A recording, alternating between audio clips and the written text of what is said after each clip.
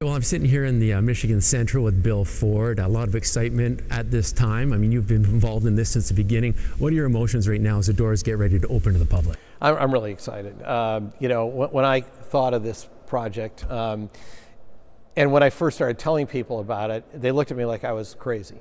Once we announced it and then got into it, I realized, this is a huge project because it was actually in worse shape once we got into it than we even feared it might be. I mean, we had, millions of gallons of water in the basement. There was, everything was broken, drug paraphernalia everywhere, water damage everywhere. It was about as bad as you could imagine. And then to see it today, it's incredible. And what was really fun were all the tradespeople during this process when I was coming down here all the time. They were so proud to be working on this. It was a labor of love for all of them. And it kind of didn't matter what they were doing, whether they were storing the floors or 3D printing some of the ceilings. They just felt it was a real privilege to work on this building. You mentioned the pride of the workers who have been working on this building. What's this mean to the city of Detroit to have this opening up again? I think it's great. And I think it's not only, there are two things. One is it's going to be a wonderful trip down memory lane because it's taking a once beautiful building that had fallen into total disrepair and was used as the photo op for the decay of Detroit, making it beautiful again. But it's also much more than that. It's going to be the place where the future of transportation is invented. Because the one thing that I could see happening was that the ecosystem for innovation was not happening here in Michigan. It was happening in Silicon Valley, it was happening in Austin, Texas, and other, kind of startup hotspots. And to me, it had to happen here. We had to be the Motor City into the next century again. That's why the next door is really important, because we have those startups that are all working on different aspects of mobility. We have a waiting list to get in that building.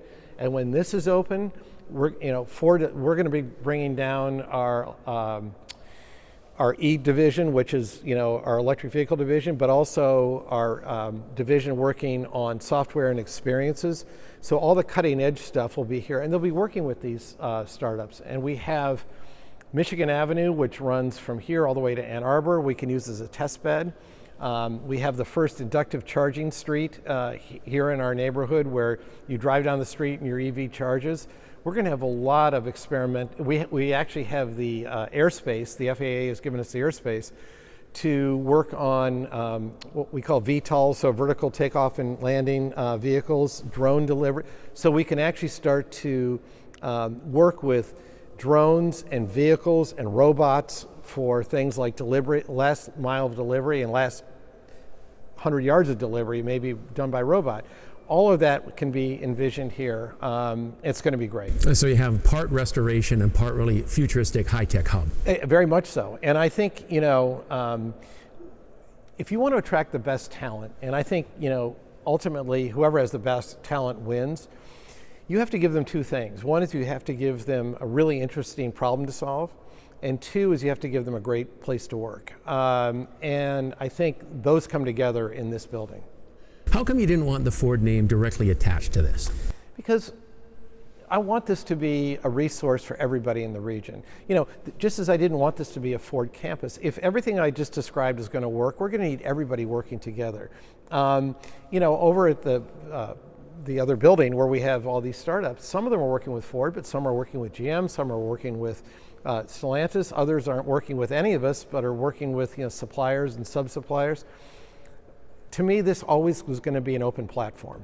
And it had to be more than a Ford-controlled campus. It had to be where ideas flowed, money flowed, and the best and the brightest wanted to come here.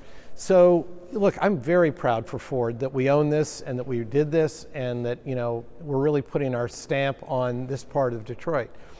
But this really is open to everybody, and I want it to be open to everybody. You know, you mentioned earlier when you first talked about what you wanted this place to become 7 years ago, people called you crazy. Not the first time the Ford family's been called crazy. I mean, your great-grandfather was called crazy when he was inventing the automobile. What is it about the Ford family that can see the final outcome of things before everyone else? Well, you know, I look at my career, and at points in my career when I, was an environmentalist early in my career, people thought that was nuts. And then when I redid the Rouge, which was the world's largest brownfield site, and I made it in the world's greenest assembly plant, people thought that was crazy. And I gave a TED Talk in 2011 where I could see where this industry was going to go, and I got a horrible reaction back here in Detroit, and yet most of it's happened. I think it's because we take the long view, and our family, is in this for the long haul. And so I don't feel like I'm working for myself. I feel like I'm working for my children and my grandchildren. And because of that, I'm always looking beyond today and say, what is tomorrow going to hold for us, and what do we have to do today to get ready for that tomorrow? I think a lot of companies, the executive term is so short that the executives have to feel like they have to make their mark in a 5-year period, and what happens beyond that isn't something that's going to affect them. So I think we have I don't know if you call it the luxury, but the ability to take a longer view of things. Now you have to ultimately be correct more than you're incorrect, and you have to place smart bets, or else none of it's going to work. When you look around here, is this how you envision this building looking? Yeah, it is, and it's actually even better. I mean, it's that they've done such a wonderful job, because what's really interesting is, for a lot of this building, there were we had some of the old drawings and some old blueprints, but for many of the rooms here, there was nothing. And there might have been one ceiling tile left, or one piece of molding left. And from that, we had to recreate an entire room. And so I think the team has exceeded what I thought they could do, because it's amazing. And of course, technology helps too. So you can 3D print now. So you didn't have to do all the restoration with hand done. But a lot of it was hand done. And it's just in like some intentional things like this floor. There are places on this floor where couches used to sit, usually on these cross members like we are here. And you can see when you get out there, right next to them, there are depressions. And what that is where people would put their feet. And over many years, it created depressions in the marble. And we made a conscious decision when no, we're going to leave those there as a reminder of, the history of this place. Yeah, I mean, that's an amazing history. When people come in here and they see what this place has become once again, what do you hope they take away from it? Well, I hope they have a big smile on their face, and I hope they come back many times. And and it's part of it is we want to make sure that the programming is here, that they want to come back many times, whether it's music or art or changing dining experiences, or just new things to come see and enjoy. I mean, we want this to be the kind of place that'll be a gathering place for the entire community. And I hope that's what they do. But when they come in here for the first time, I hope they just have a huge smile. Do you have a favorite room?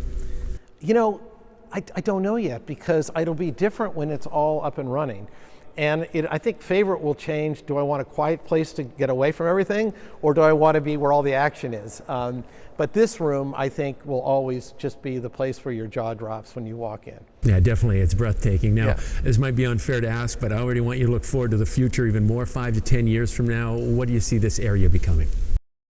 Well, so it's already becoming that. So, you've got, Southwest Detroit. One of the things we learned when we early days was we kept talking about this as Corktown. And the Southwest leaders said to us, well, wait, you're our front door. So we actually changed a lot of the architecture to basically open ourselves to Southwest too. And this whole Werner overpass and underpass that now will be a gateway there. So I think it'll bring together these two neighborhoods of Corktown and Southwest together in a way that maybe hasn't happened before. So I hope that happens in the future. And I hope it will become a magnet for talent, that people will want to come down here and not just play and have a good time, but actually stay and work here. So, it'll be interesting to see in 5 years' time how people use it, because anything we say today, one thing for sure is I know I'll be wrong. But one thing I know won't be wrong is this will be a beautiful, beautiful place to be. Finally, when people look at the before and after of this, what does this say to the rest of the country and internationally about Detroit when they see what this has become? Well, it shows the kind of spirit and commitment we have here. I mean, you know, if you look at everything that's happening in Detroit right now, you've got, you know, the Henry Ford Hospital campus going to be completely redone up there. You've got the Hudson's building and all of that being done. We just talked about the NFL draft was a few weeks ago, and the whole country saw Detroit putting on a great time for everybody. And then this really puts an exclamation point, I think, on everything. Thank you very much for your time. Really appreciate this. Thank you. This is great. It was great meeting you. No, you too. Thanks.